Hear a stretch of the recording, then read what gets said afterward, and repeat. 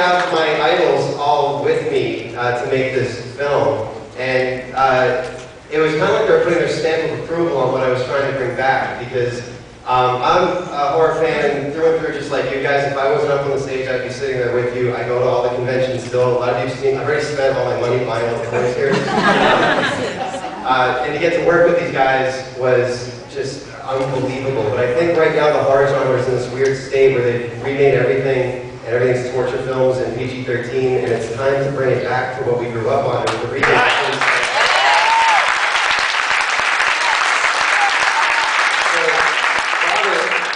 having been the king of all of this, like, what did you think of it when you saw it? Well, you know, I get asked, you guys hear me? Yeah. Yeah. I get asked a lot, you know, about the so-called new brutal films.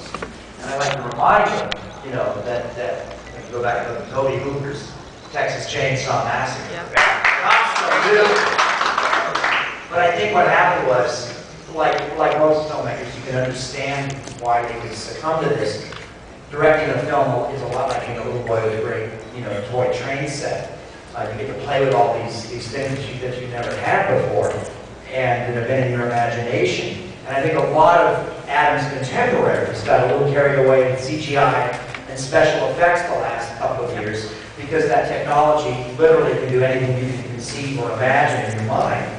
However, by doing that, I think they neglected story, plot, and the thrills and the scares in the genre.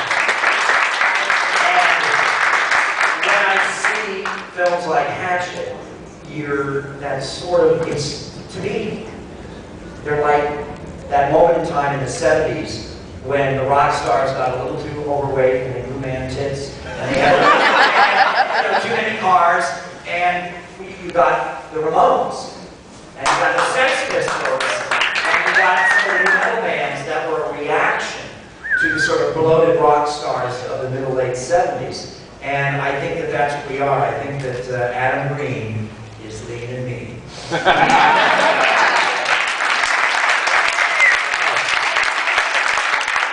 Another thing about this movie is that this is an independent film. This is something, as you heard, I thought of when I was 8. It was so hard to get put together. When I first had the script sent out, my agents didn't want to really send it. They said, nobody's going to get this. Like, they don't do movies like this anymore. And the first reaction when we got back from the studio, which will remain nameless, in the email, the rejection said, this movie won't work because it's not a remake, it's not a sequel, and it's not based on a Japanese one, which I used as the fucking tagline for the movie.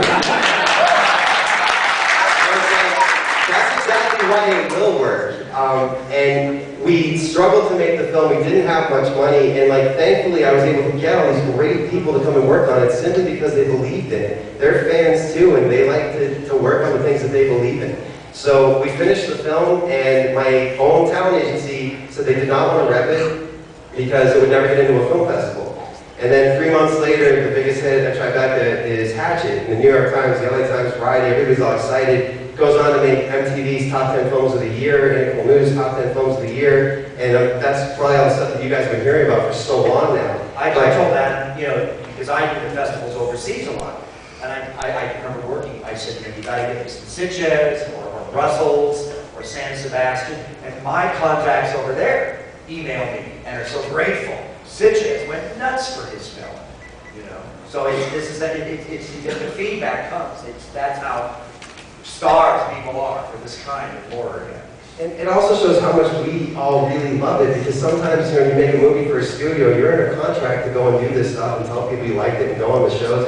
We're not getting paid to be here. I mean, we're here because we really believe in it and we really love it. I mean, I can't stop freaking smiling right now. I believe